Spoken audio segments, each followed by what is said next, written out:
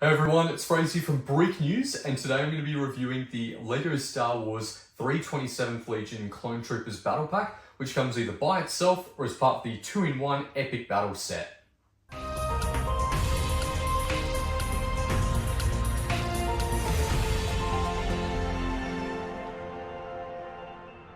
Okay, so looking at the minifigures first, we've got 3 B2 Super Battle Droids and 4 327th Legion Star Corps Clone Troopers. With the Battle Droids, in case you haven't owned one before, you cannot lean them back. They will click out of place if you try and lean them back, but they can lean forward. The backs are hollow, so you can see there's a weird pattern there. It is a little bit unfortunate that they're hollow in the back, but overall it does look like a very good design from the front. And they'll be a welcome addition to your army if you're building a Separatist army.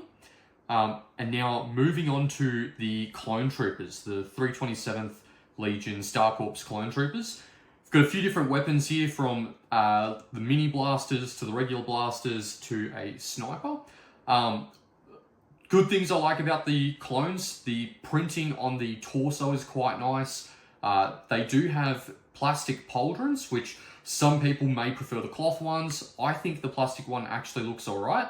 But the downsides to the minifigure are probably the lack of a cloth waistcape.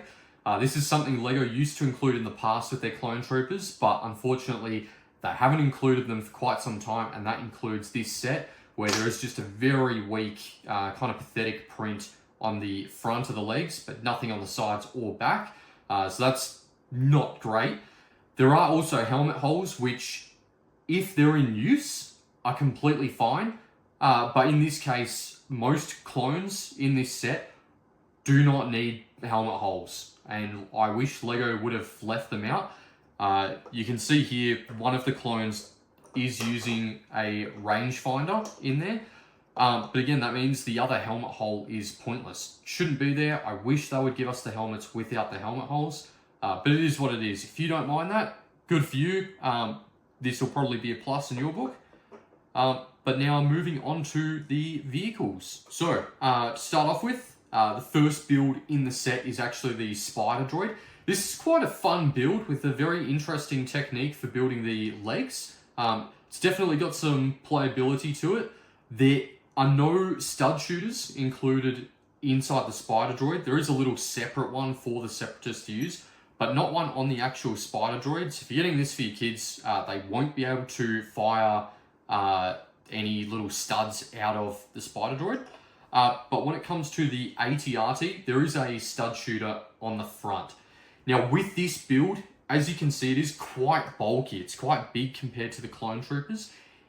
Canonically, the AT-RT would be smaller than what this is. And the front cannon looks out of place. Normally, in the show and in the movies, there is just a very, very thin laser cannon at the front. However, this one with the stud shooter is quite bulky.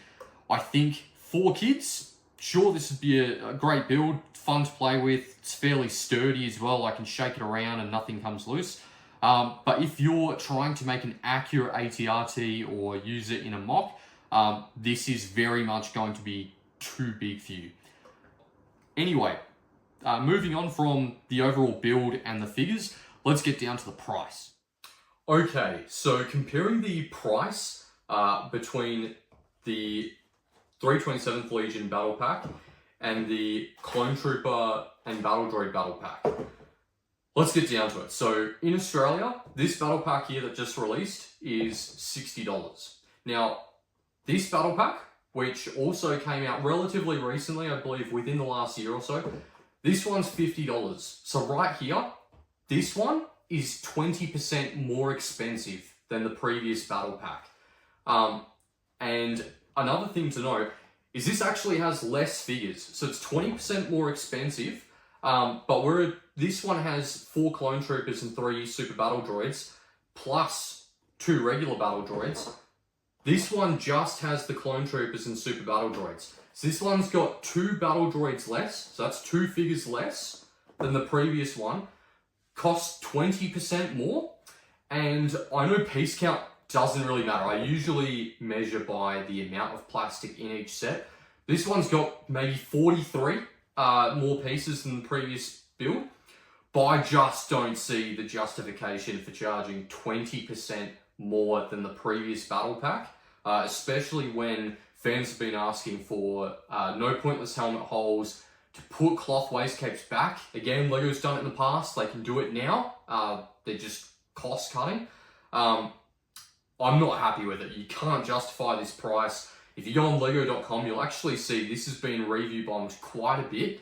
And most of the time, in order to post a review on lego.com, you have to have actually bought the set from them. So to see so many people buy it just so that they can leave a bad review really says a lot about just how bad this has been received by the community. This should be $45 or $50. It should be the same price as this set here.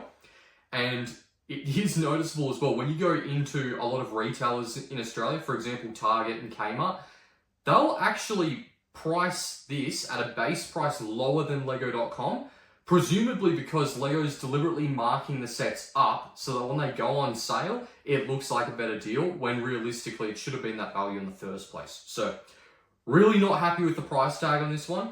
I do think that the selection of clones and the battle droids is good, but they should have done a better job with the clone troopers and the AT-RT being inaccurate, as well as just being bulked up to seemingly inflate the piece count and inflate the price. I'm just not a fan of it. Again, maybe if you see this one on special for 30 or 40% off, pick it up. It would be worth it at that point. But for 60 Australian dollars, no, this is not worth it in my opinion.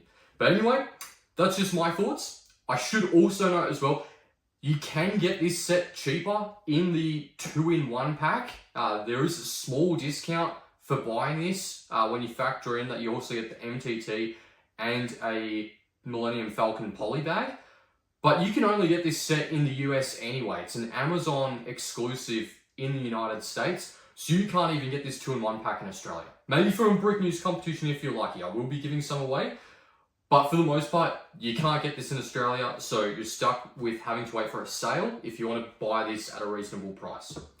Anyway, that's it for this review. If you want to check out a rebrickable build where we redo the AT-RT in a more lore-accurate, realistic build through Wurgabrix's rebrickable instructions, stay tuned, subscribe to the channel, and we'll have that video up real soon.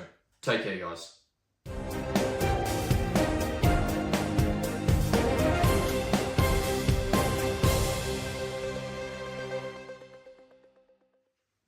Thanks so much for watching the video. If you like Brick News and you want to support us, head on over to bricknews.com.au and sign up for a $5 VIP news subscription for your chance to win awesome LEGO sets every month.